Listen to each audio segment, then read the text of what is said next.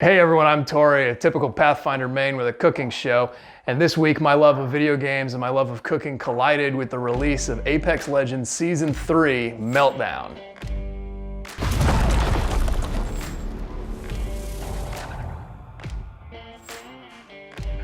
While we've been enjoying dropping into the new World's End arena, some eagle-eyed players have noticed a new loading screen features a recipe by one of our favorite legends, Mirage, and his famous family pork chop recipe. Some legends fight for fortune, others answers. But we shall all be forged in the glorious realm. Mirage, quiet. That's 3. Now you see me, now you don't. Sorry, did I confuse you? Mother. Isn't sneaky your specialty? So relinquish Jumpmaster to me and get ready to drop as we dive into the ingredients. Try and keep up, old man. Man.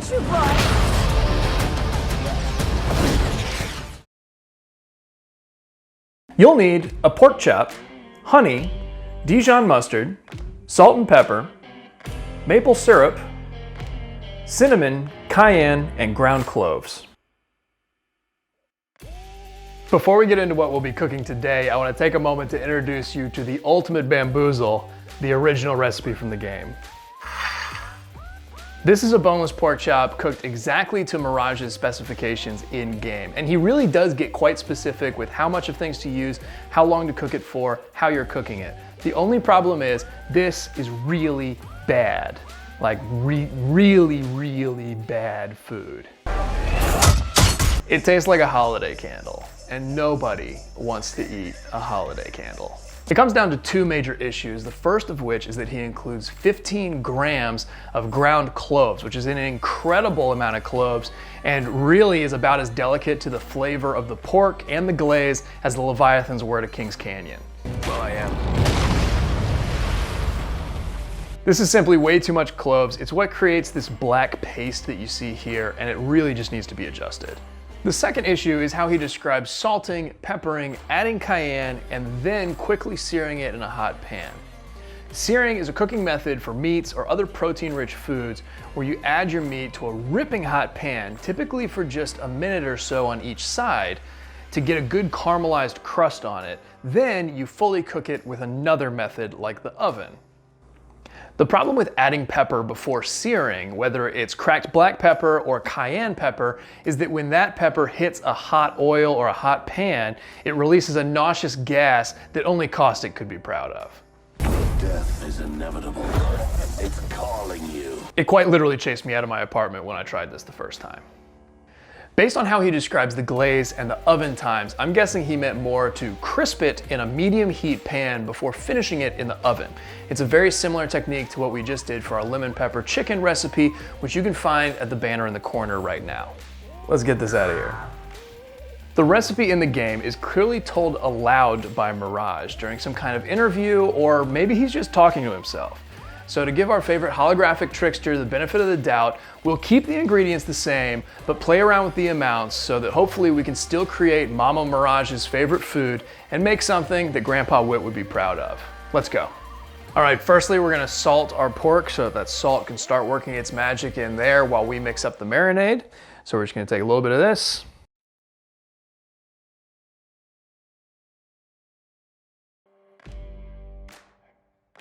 Flip it over. And it's also a great time to set your oven to be preheating. The recipe says 190, but keep in mind that Mirage works on Celsius, so we want 375 Fahrenheit to match his temperature. All right, we have our ingredients for our glaze here. We're gonna start with 5 tablespoons of Dijon mustard and 6 tablespoons of honey.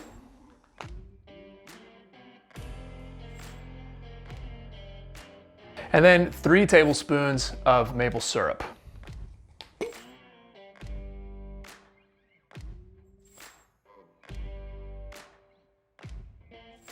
Now we're gonna have 1 teaspoon of cinnamon.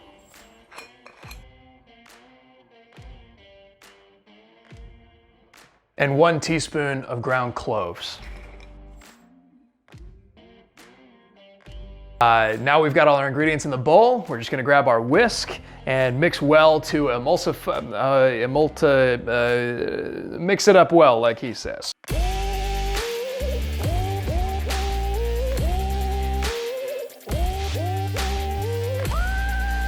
All right, now that our glaze is done, we're gonna finish seasoning the pork chop so that we can head over to the stove. Just like Mirage says, we're gonna salt them, pepper them, and add a little cayenne.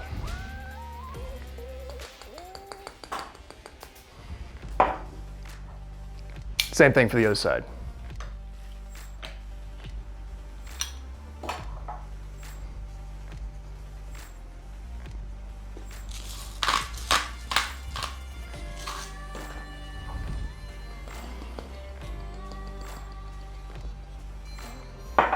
All right, and now we're off to the stove. All right, we're gonna add just enough of any neutral oil that you like. We're using vegetable oil here just to coat the bottom of the pan and let that come up to a medium heat. We don't want it super hot, as I mentioned before, just a nice medium heat to crisp up this pork chop. All right, now we're gonna add in our pork chop and make sure not to poke it or move it around or anything because you want it to get that nice crisp. We're doing this just for 2 minutes each side.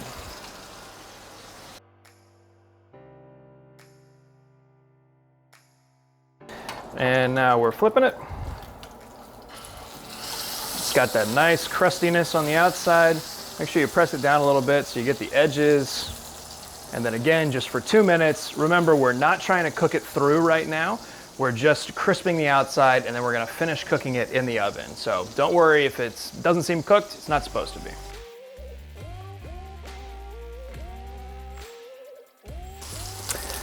All right, it's been 2 minutes and we're taking her off. Nice and crispy on the other side too. And now we'll put her in the oven. All right, so giving our glaze a little bit of a stir, we're just gonna put this in the pan just for a bottom coat. Make sure you keep about half of it still in the bowl. Then we're gonna get our pork chop.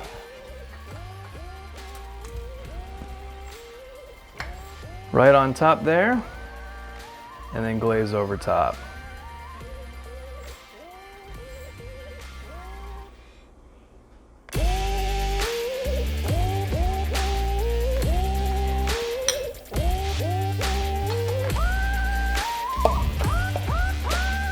Make sure you get all sides of the pork chop. And I'm just gonna use a spoon here to kind of baste some of this extra on the sides. Make sure we get all the little nooks and crannies and surfaces. Is my hand blocking that? No. Cool.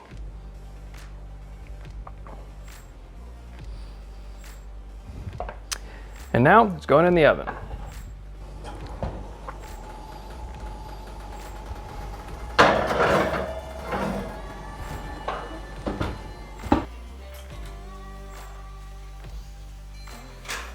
After about 6 minutes in the oven, we're gonna pull the chop out so we can access it, give it a flip, and then utilize this time to take a spoon and baste it in a little bit of that glaze to make sure it's still covered and absorbing that flavor. Then we're gonna push it back in for another 6 minutes or so for 10 to 12 minutes total.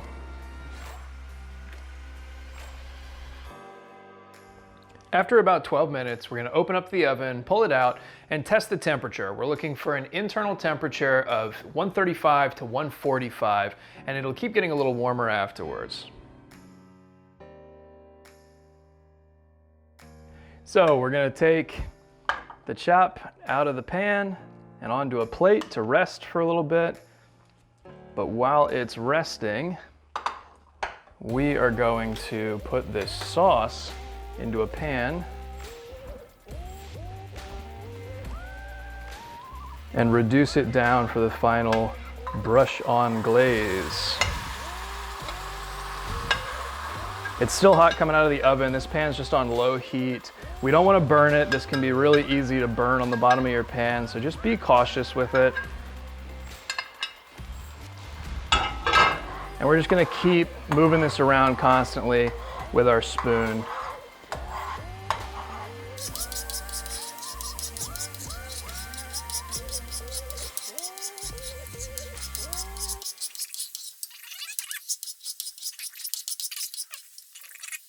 All right, now that it's making these nice clear lines on the pan when you drag a spoon through it, we know this is just about done. Good thing we kept it moving, nothing's burned. We're gonna brush onto the pork chop in just a minute, and it's gonna turn into a really nice final glaze for us. So we'll take this off the heat and get ready to brush. Now we're just gonna brush this on, and it should become this nice thick glaze. And you guys can't smell this, but it smells absolutely amazing in here.